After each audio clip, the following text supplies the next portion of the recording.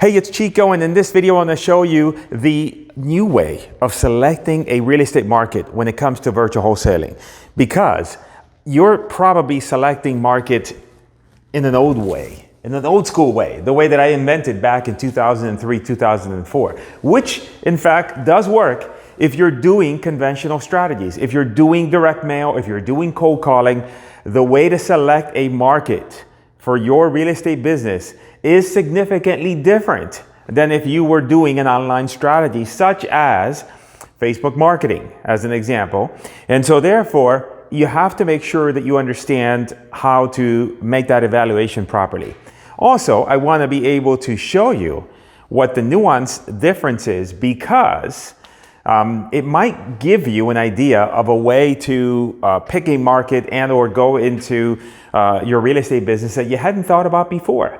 And so the best way for me to teach you how to do that is, in fact, to go in here to my office, in my messy office, and jump on my big computer screen here. And I'm just going to go ahead and show you really quickly the different options for selecting a market when it comes to virtual wholesaling. Now, in the past, what I would do, let's say that I wanted to go out and do direct mail. So I am picking an area, and let's say that area happens to be Tampa. Maybe I'm living in Tampa, maybe I'm living somewhere else, but I'm thinking Tampa might be a good market. And so then now, how do I decide where I'm going to mail these, my postcards and letters to? Well, the way that I have pioneered, I did this back in 2003 or 4, when I first started really venturing out into other markets, is I said to myself, well, if I'm going to go out and find properties to purchase, then, and eventually I want to take those properties and sell them to someone else, another investor who's willing to take that property off my hands, I want to be able to find properties in the same locations that these investors are buying properties in.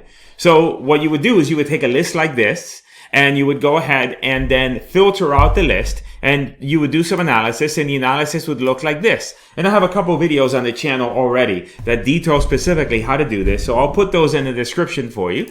But at the end of the day, I would have my list of zip codes, and I would have the list of transactions that were investor buyers in each particular zip code. And then also here, like for example, I could say, hey, I want to also know what the average sales price is in each of those areas.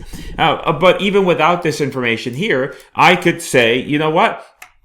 I'm going to pick, the zip codes that have the most investor activity, where I know that, hey, investors are buying properties in. That's where I want to find deals in. And I would go ahead and then I would select all these zip codes.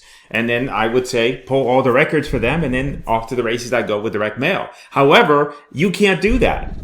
Now, you used to be able to do that when it came to Facebook advertising, but the ability to target by zip codes has been eliminated. And that, at the beginning, to me, seemed like a big problem. However, it's no longer a big problem, and I'm going to explain to you why. Because now what we're doing is we're targeting a much larger area. You see, because what happens is that rather than, say, targeting a specific zip code, and if you think about it, if all the real estate investors, right, are following this particular process, and now everybody's targeting the zip codes that have the most investor activity, there's going to be a lot of traffic in those zip codes with letters and postcards, and a lot of people are getting bombarded with mail. Now, the better thing for us would is not to, say, be focused on any one particular zip code or one particular county, but have a much wider area. So then therefore, because we can do deals anywhere through virtual wholesaling, now why put ourselves in just that small little space? Now, the reason why in the past you really can't do that with direct mail is because then you would be spending a lot of money in direct mail in trying to blanket, let's say imagine 2 or 3 counties.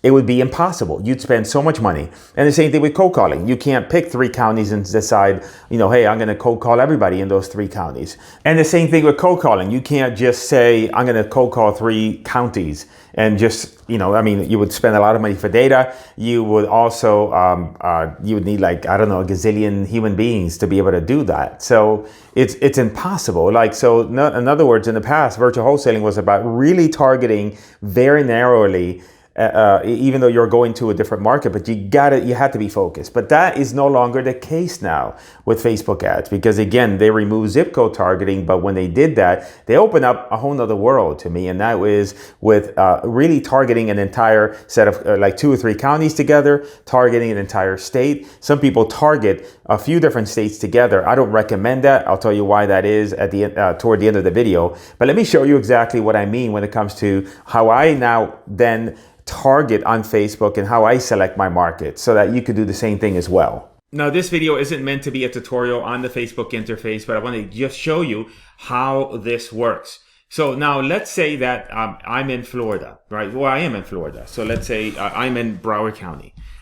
So there's a couple ways I can target. Number one is I can select the county, right? Broward County, Florida. And when I select Broward County, Florida, then I select the entire county. Another way to target, let's say that I was in Palm Beach and I wanted to target Palm Beach County, but instead of the county, then I can select what's called a pin drop. I can click on this button and I can drop the pin.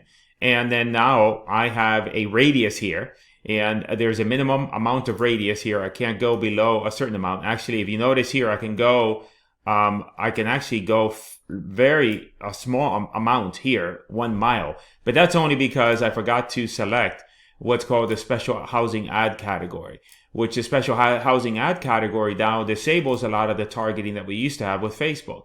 So then now what that means is that then when I go back and I select Broward County, I can still select the county, right, as an example.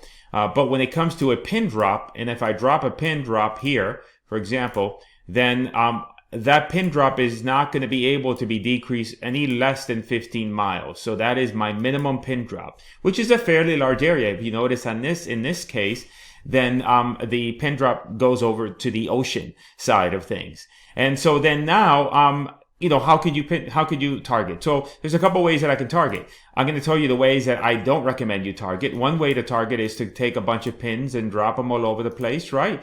And try to get coverage of your entire area.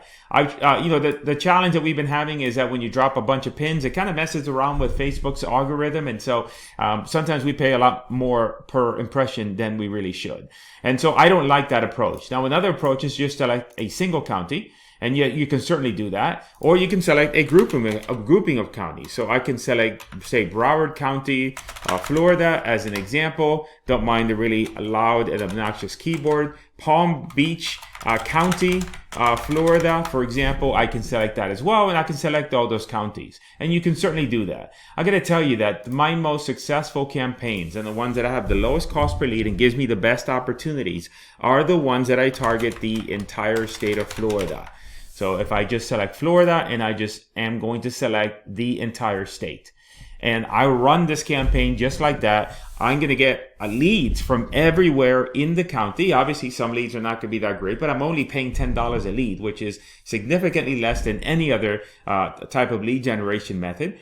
And at the end of the day, I'm going to get deals from all over. I'm going to get deals in Tampa. I'm going to get deals in Jacksonville, etc. And if you're doing this business virtually, and if you know what you're doing, then this is not a problem. This is not a problem. All right, so taking this approach of going out wider, the question becomes should you go out wider than your state? I'm looking for my glasses here.